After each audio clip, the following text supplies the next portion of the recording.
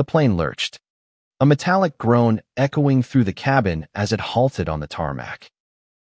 Ezra Coleman's heart pounded, his fingers gripping the armrest of his first-class seat, the one he'd saved for months to afford. A small victory for a man who'd fought for every inch of his place in the world. Then, a shadow loomed over him, and a voice, sharp as a blade, cut through the hum of the cabin. "You're in my seat, kid." Ezra looked up, meeting the cold, unyielding gaze of Victor Hargrove, CEO of Hargrove Enterprises, a man whose face was plastered across business magazines and whose reputation for ruthlessness preceded him. The tailored suit, the Rolex glinting under the cabin lights, the sneer curling his lips, it all screamed power. But Ezra, with his rainbow pin gleaming on his jacket, wasn't about to shrink. "I'm sorry, sir, but this is my seat. I have the boarding pass to prove it." Victor's eyes narrowed, landing on the pin. His sneer deepened. "People like you don't belong in first class," he muttered, loud enough for the nearby passengers to shift uncomfortably. "Get up, or I'll have you removed." The threat hung heavy, but Ezra's resolve was heavier. He'd faced worse bullies in high school, a family that turned their backs when he came out at 17. This was just another fight. The tension crackled like static. Passengers whispered, some glaring at Victor, others avoiding eye contact. A flight attendant, Lila, with a sharp bob and a name tag that read Lila Morales, stepped forward. Her voice was calm but firm. "Sir, I need to see both boarding passes. Let's resolve this." Her eyes flicked to Ezra, a silent reassurance that she saw him, really saw him. Victor tossed his boarding pass onto the tray table with a flick of his wrist. "I paid for this seat. This kid clearly doesn't belong here."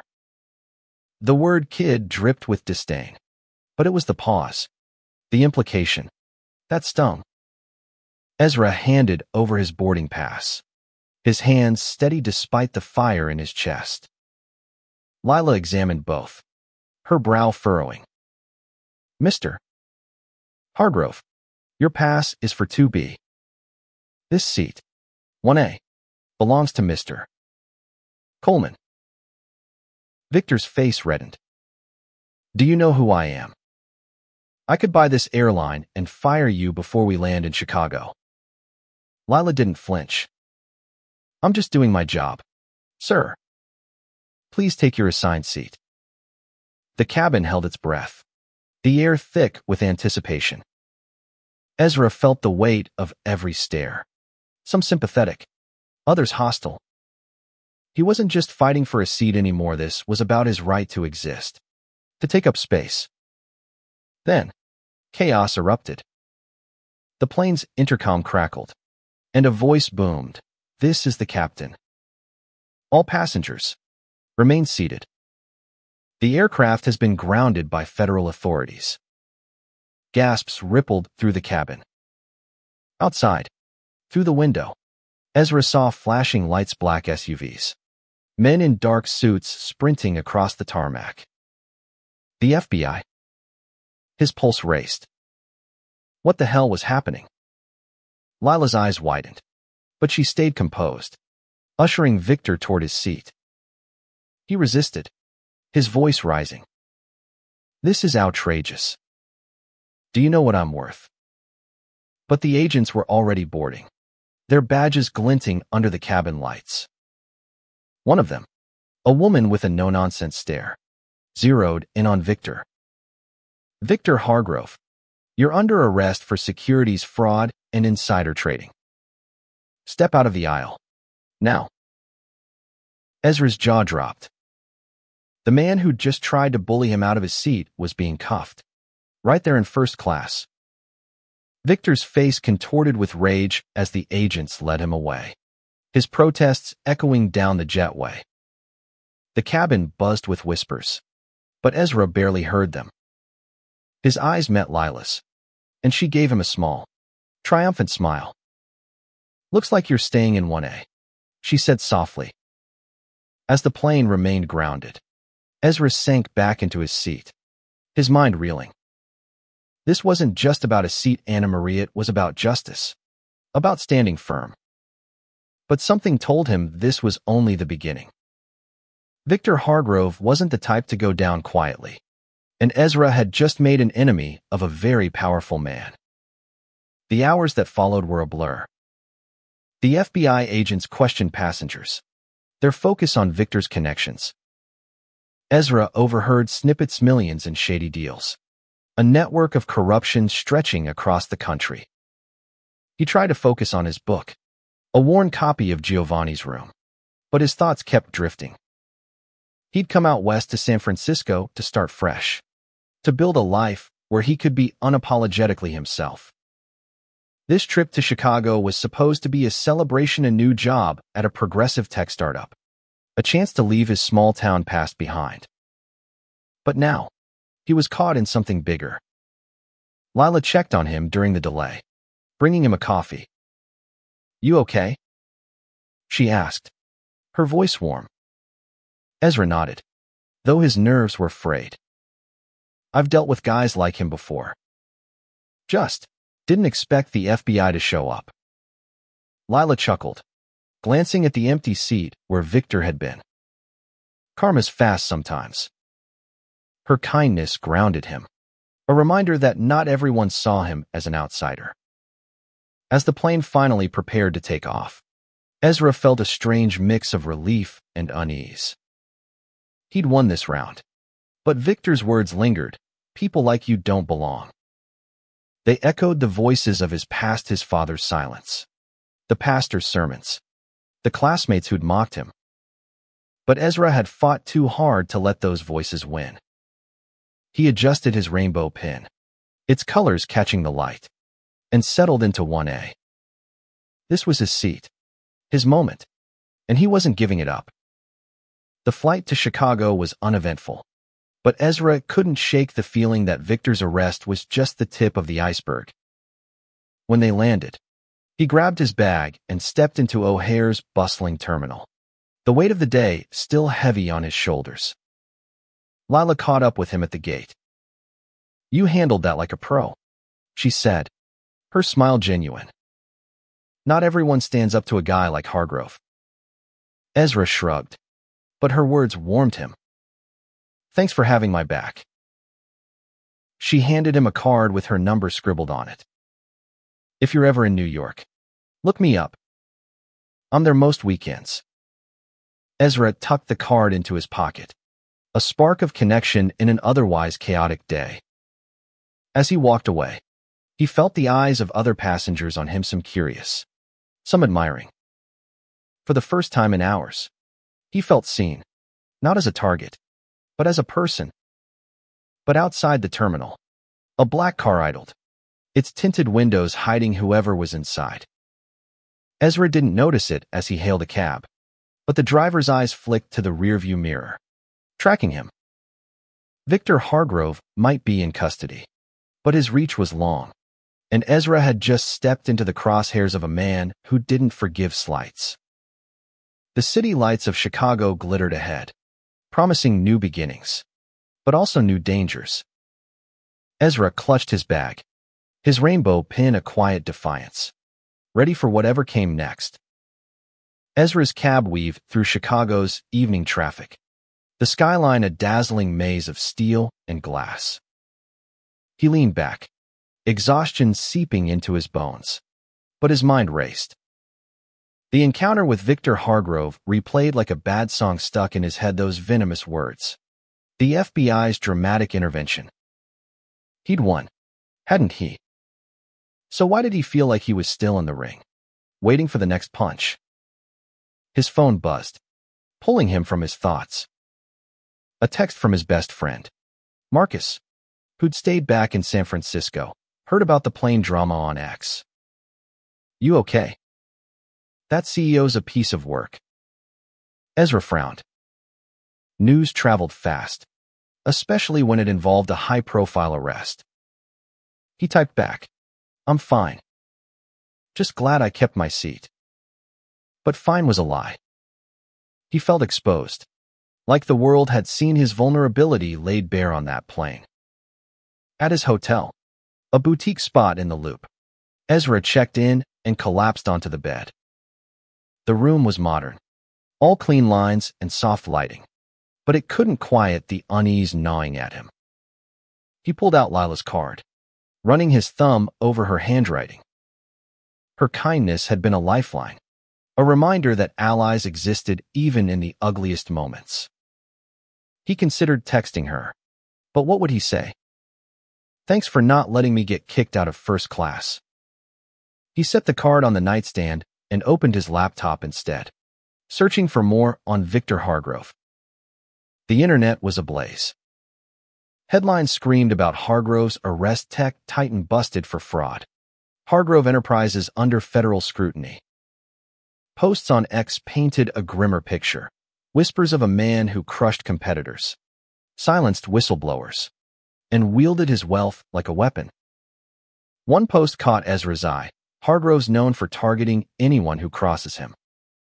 Hope that guy on the plane watches his back. Ezra's stomach twisted. Was that about him?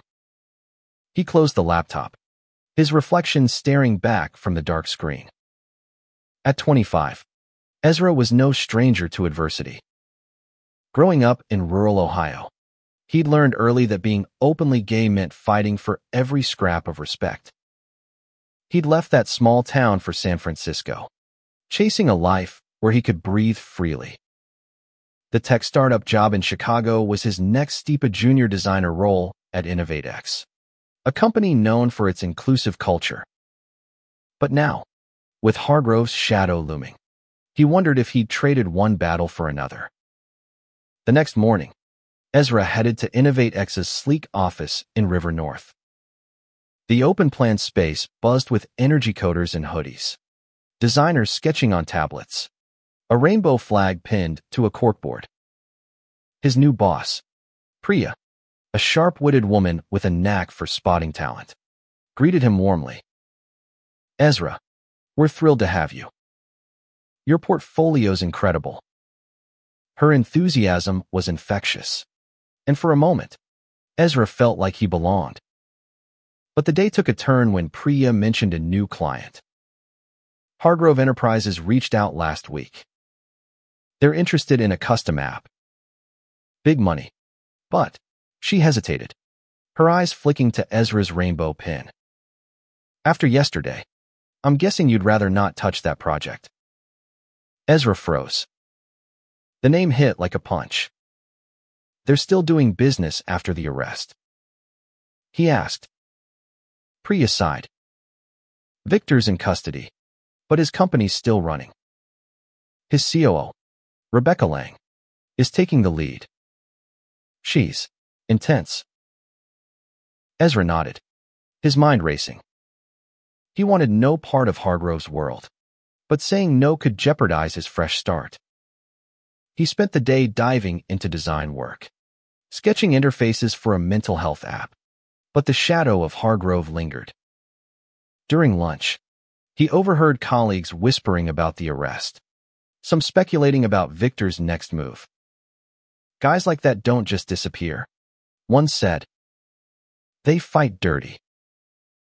That evening, Ezra met Marcus for a virtual happy hour over Zoom. Marcus, a burly chef with a heart as big as his laugh, was the only person Ezra trusted completely. Man, you're viral, Marcus teased, holding up his phone to show a blurry photo of Ezra on the plane, rainbow pin gleaming. You're like the gay hero of Flight 217. Ezra groaned. I just wanted to keep my seat, not start a war. Marcus's face softened. You stood up to a bigot. That's not nothing. But be careful. Okay. Hargrove's got friends in high places. The warning stuck with Ezra as he walked back to his hotel, the Chicago wind biting at his face. He noticed a man lingering near the entrance, his face half hidden by a hoodie. Ezra's pulse quickened, but the man turned away, disappearing into the crowd. Paranoia, he told himself. Just paranoia. But when he reached his room, he found an envelope slipped under the door. Inside was a single note, typed in stark black ink. You should have given up the seat. His blood ran cold. This wasn't random. Someone was watching him. Someone connected to Victor. He called Lila, his fingers trembling as he dialed. Ezra. Her voice was steady, grounding. He told her about the note, the words spilling out in a rush. I'm coming to Chicago tomorrow, she said without hesitation. You're not dealing with this alone. Her decisiveness was a lifeline. But as Ezra hung up, he couldn't shake the feeling that he'd stumbled into a game much bigger than himself. Victor Hargrove was behind bars, but his influence was everywhere, and Ezra was now a target. Lila arrived in Chicago the next afternoon, her presence like a burst of sunlight in Ezra's storm.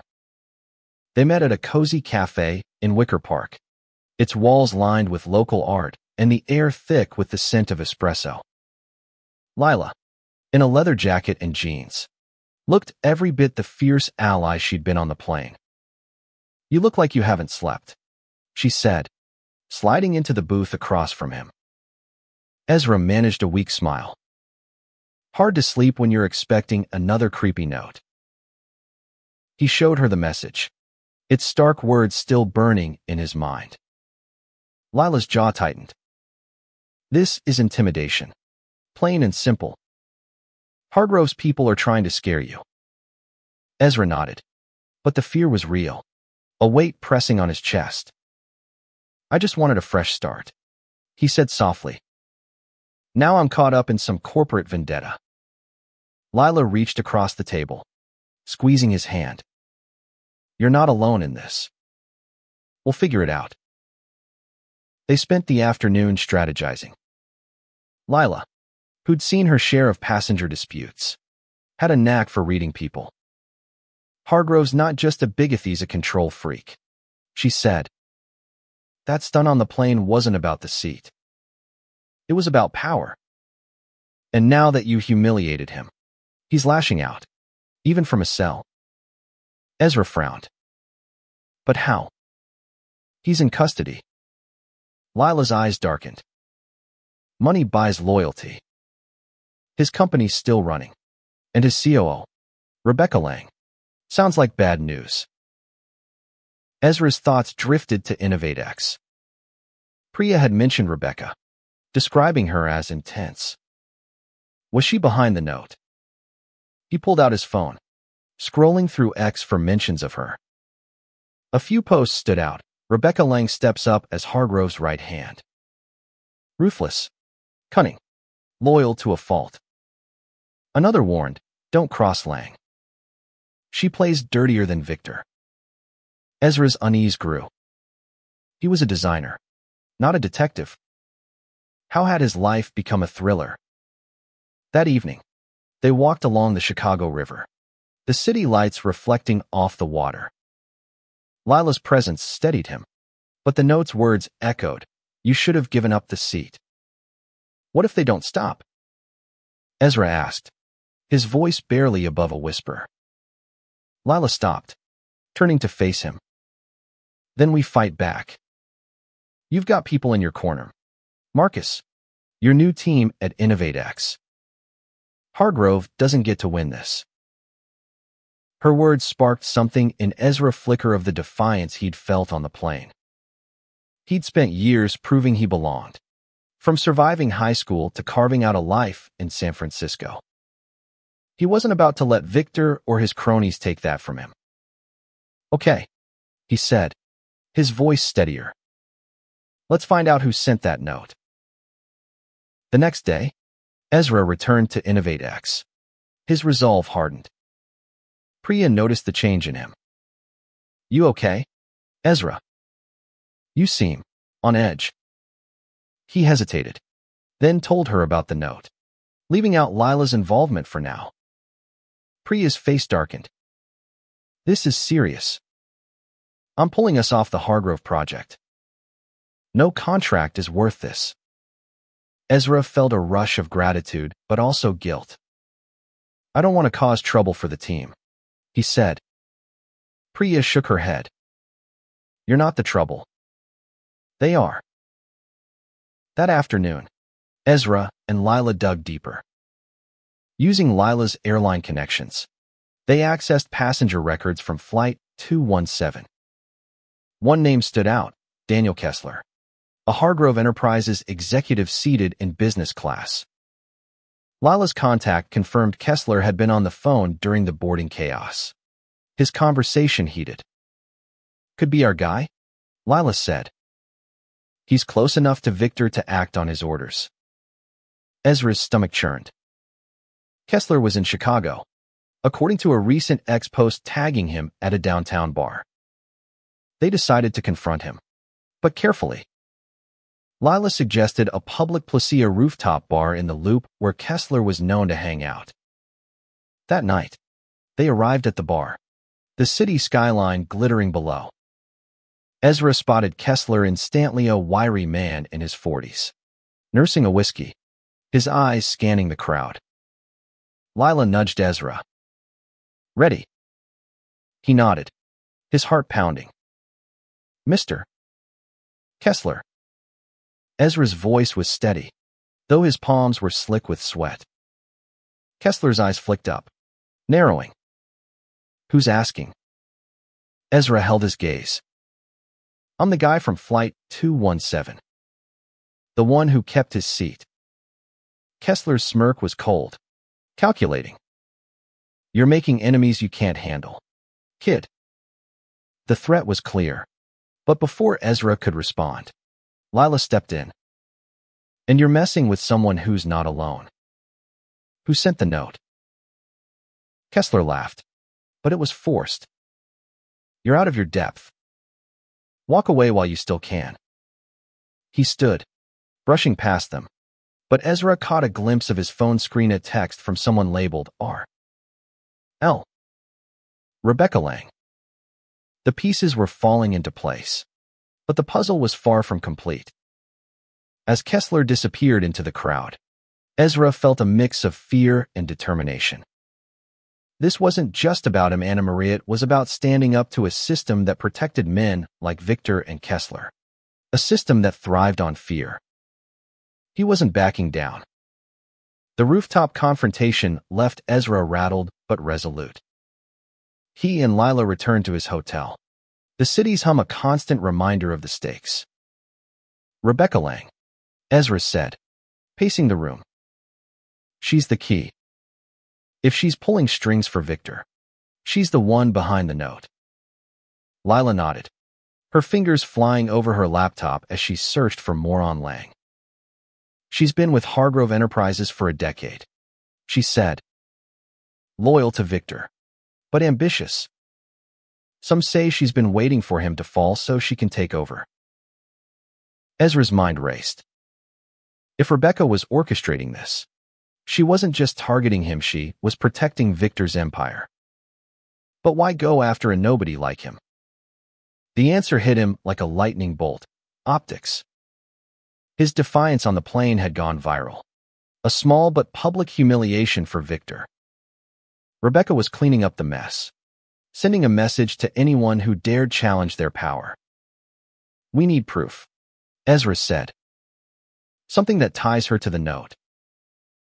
Lila suggested they dig into Hargrove Enterprises' financials. "If Victor's under investigation, there's got to be something shady we can use." They spent hours combing through public records and ex-posts, piecing together a trail of questionable deals. One name kept popping up: a shell company called Vantage Holdings, linked to both Rebecca and Kessler. "This is it," Lila said, her voice electric. "If we can connect Vantage to the note, we've got leverage." The next day, Ezra returned to InnovateX, determined to keep his focus on work despite the growing threat. But during a team meeting, Priya pulled him aside. "I got a call from Rebecca Lang this morning," she said, her voice low. "She asked about you specifically. Wanted to know if you were causing trouble." I shut it down. But Ezra, you need to be careful. His heart sank. Rebecca wasn't just watching him, she was circling. That evening, Ezra and Lila met Marcus, who'd flown in from San Francisco to support his friend. The three of them huddled in a quiet diner, the neon glow casting long shadows.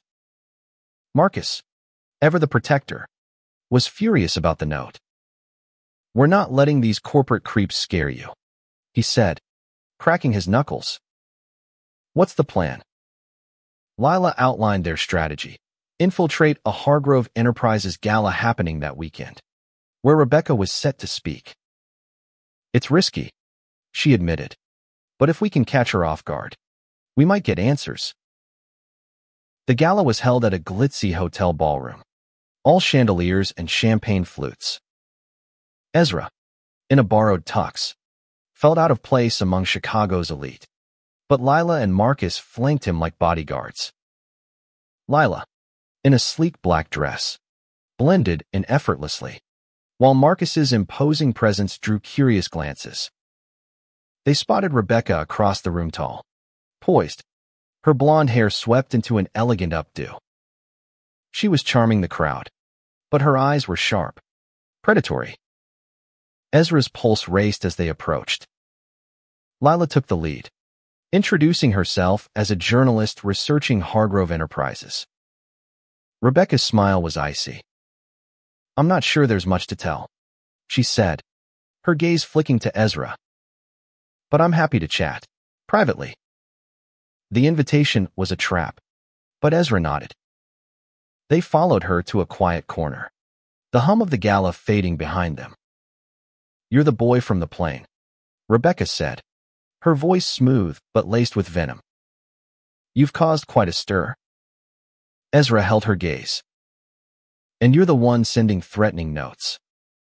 Her smile didn't waver, but her eyes hardened. "Careful, Mr. Coleman. Accusations like that can ruin a career." Lila stepped forward, undeterred. "We know about Vantage Holdings. And we know you're covering for Victor's crimes." Rebecca's composure cracked, just for a second. "You have no proof," she snapped. But Ezra saw the fear in her eyes. She was rattled. Before she could say more, a commotion erupted across the room. FBI agents, the same ones from the plane, stormed the gala, their badges flashing. "Rebecca Lang, you're under arrest for conspiracy and obstruction of justice," the lead agent barked. The crowd gasped as she was cuffed, her face a mask of fury. Ezra's knees buckled, relief and disbelief crashing over him. Lila grabbed his arm, steadying him. "We did it," she whispered. But as Rebecca was led away, she shot Ezra a look that promised retribution. The victory was sweet, but incomplete. Victor and Rebecca were down, but their network was vast, and Ezra had just painted a bigger target on his back. As he left the gala with Lila and Marcus, the Chicago skyline loomed, both a promise and a threat. He'd fought for his place, but the fight was far from over. The arrests of Victor and Rebecca sent shockwaves through Chicago's corporate world. Ezra watched the news unfold from his hotel room, ex-posts and headlines painting a picture of a crumbling empire. Hargrove Enterprises was under federal scrutiny, its shady deals exposed, thanks in part to the evidence Ezra and Lila had uncovered. But victory didn't feel like he'd imagined. The note, the threats, the gala feed left scars, reminders that standing up came at a cost. At InnovateX, Ezra threw himself into his work, designing interfaces that felt like small acts of defiance. His colleagues rallied around him, Priya especially, who made it clear he was family now. "You're one of us," she said one morning, handing him a coffee. "And we don't let our people fight alone." Her words were a balm, but Ezra couldn't shake the fear that someone else from Hargrove's circle was watching, waiting. Lila stayed in Chicago for the week, her presence a steady anchor. They spent evenings exploring the city deep dish pizza in Pilsen, jazz clubs in Bronzeville, quiet walks along Lake Michigan. One night, under the stars at Adler Planetarium, Lila opened up about her own struggles coming out as bisexual to her conservative family, fighting for respect in a male-dominated industry. "We're not so different. You and me," she said, her voice soft. Ezra felt a warmth he hadn't known in years, a connection that went beyond friendship. He wanted to kiss her, but fear held him back. What if this was just the heat of the moment? Marcus, ever the matchmaker, noticed the spark. "You two are ridiculous," he teased over brunch, his grin wide. "Just admit you're into each other." Ezra blushed, but Lila just laughed, her hand brushing his under the table. It was a small gesture, but it felt monumental, a promise of something new, something worth fighting for. As the weeks passed, the threats stopped, but Ezra remained vigilant. He kept Lila's card in his wallet, a reminder of the ally who'd stood by him.